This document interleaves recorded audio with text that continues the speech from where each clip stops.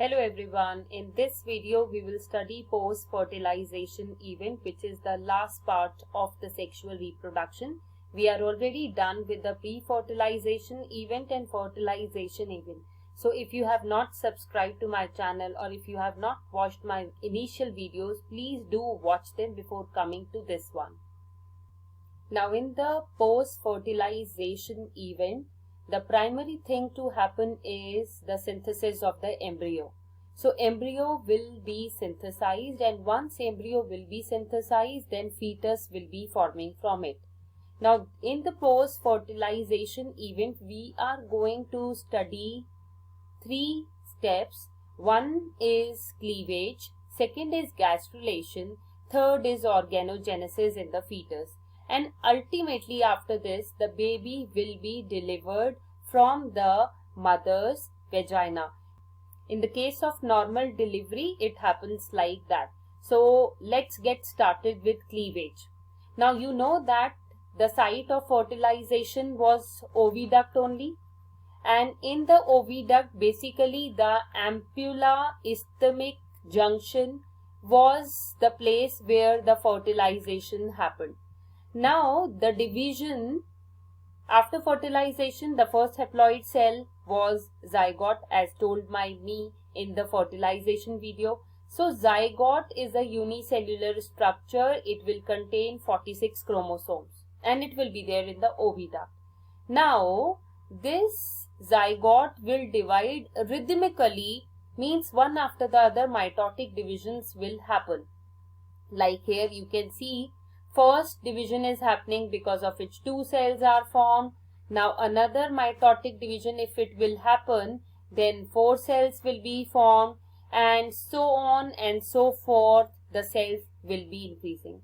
So this initial phase where mitotic divisions occur in the zygote, this is known as cleavage. After these mitotic divisions, when 8 to 16 celled embryo is formed, then this stage is known as morula. Means zygote divides by mitotic divisions, or cleavage happens in the zygote, and it results in the formation of morula. Now the common term which is given to morula is the solid mass of cells. Please don't forget to like, share and subscribe my channel. Don't forget to press the bell icon for the recent updates. Remember, still the morula is in the oviduct only. Now after the formation of the morula, slowly and gradually the morula will descend down. Let's see where it has to come. Now if you draw the female reproductive system, it would be somewhat like this. This is oviduct and here is the morula. Now morula has to come down, and you know that this is the place where endometrium is there, because endometrium is the innermost layer of the uterus. So this sac-like structure is the uterus, and this red colored structure is the endometrium. So morula is formed in the oviduct only. After this morula stage, the next stage that is going to happen is known as blastula, or it can also be known as blastocyst. Now what is the difference between morula and blastula? Blastula would be a cell. Of course it would be multicellular. It will contain more than 16 cells, because mitotic divisions will go on happening. And these cells which were earlier spread compactly, or they were arranged compactly, because morula is a solid mass of cells in which no cavity was seen. But now the cell compaction will be seen. The cells which are there towards periphery, they will be known as trophoectoderm. And the cells towards the inner side, they will form inner cell mass.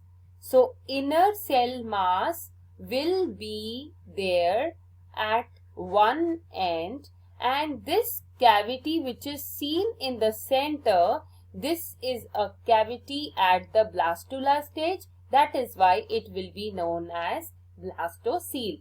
So morula is a solid mass of cells. Maximum cells in a morula can be 16. Minimum they can be 8.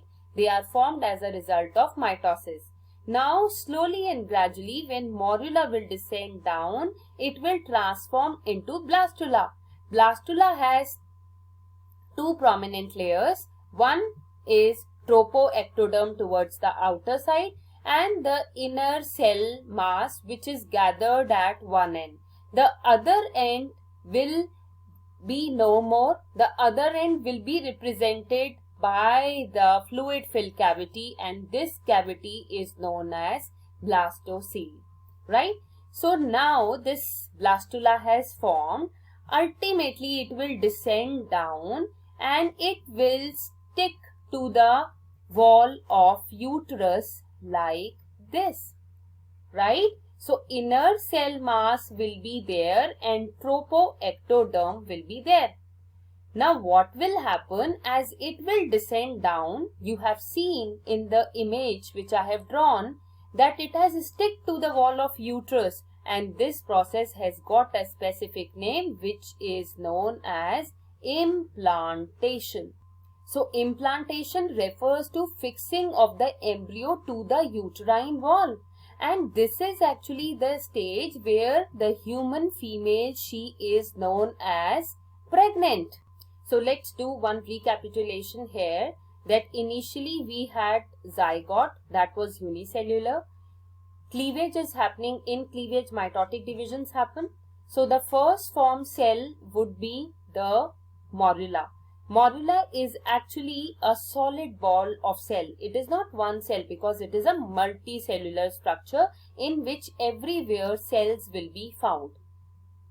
When morula divides, it forms the blastula.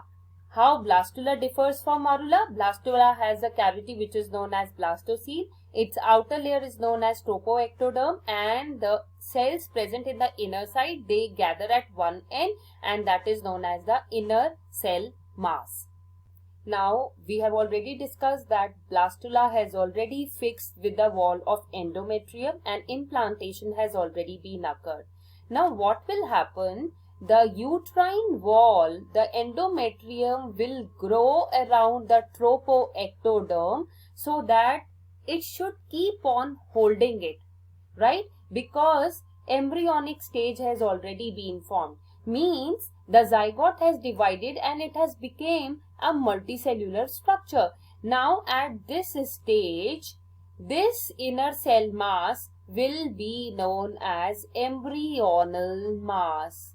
And the embryonal mass is actually changed over a period of time into fetus. So spelling of fetus can be used this one. It can also be used as FOETUS. Both will be marked correct in the board examination. So once implantation occurs, the uterine wall divides and it surrounds the outermost layer of the blastula. Whereas the inner cell mass, it changes into the embryonal mass, and over a period of time it changes into fetus. Now what is fetus and what is embryo? Embryo we already know. Fetus is actually the miniature form of the human beings when limbs they begin to develop. Mini form of the human being is known as fetus. Now after this stage, what happens? The tropoectoderm, which is the outermost layer, it will develop finger-like projections. So these finger-shaped projections, they are known as chorionic villi. You remember villi term we have already studied in intestine for so much time, right? Now these chorionic villi, they will develop. So interdigitations will be developed between the uterine wall and the tropoectoderm so that a tight connection develops and it can take the nourishment from the uterine wall. Now as soon as chorionic villi is developed, now whatever we are studying, it is still a part of cleavage. We have yet not started with gastrulation and organogenesis. Let me show you This is the uterus. At this stage, it will be known as womb because it is carrying a fetus. So you must know what is womb. Now here, implantation has already been happened. Chorionic villi, they have already been formed. They are the extensions of the outer layer of the tropoectoderm. This tropoectoderm, it has formed finger-like projections, and on the outer side you can see a black color structure has been developed which is known as placenta. So placenta includes chorionic villi also, and the major part of it is towards the endometrium. That means a connection has now been developed because this placenta will pass on the nutrients from the uterine covering or from the uterine thickening in the inner side, which is known as embryonal mass. This embryonal mass has to develop into fetus, and you know, to develop into fetus it must be requiring nutrients. So where these nutrients would be coming? These nutrients will be coming from placenta. So placenta, it helps in the nourishment of the fetus, and it is also endocrine in nature. Why we are using the word endocrine? Now anything that secretes any body cell, any collection of cells, if it is secretes the hormones, it is known as endocrine. And the prominent hormone which it secretes is HCG, which stands for human chorionic gonadotropin.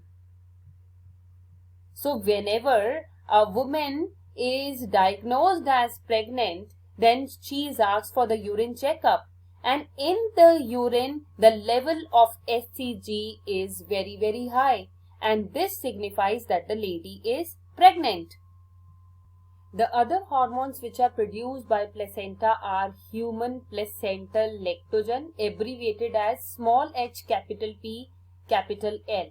Here also, while writing HCG, please make sure this is for human, thus it has to be written in small alphabet. And the third hormone is estrogen, and the fourth one is progesterone. See here, placenta is producing progesterone, and Graafian follicle, after release of the secondary oocyte, it changes into corpus luteum, which we have already studied in the menstrual cycle. So, to maintain the integrity of the corpus luteum, which hormone do we require? Progesterone. So, overall, there will be no menstrual cycle throughout the pregnancy. Till here, we have finished the first part of the embryogenesis, that is known as cleavage. So in cleavage, you will be writing about morula formation, you will be writing about the formation of blastula, then implantation, development of chorionic villi, development of placenta, and maintenance of the corpus luteum. In next video, we will finish up with the gastrulation and organogenesis.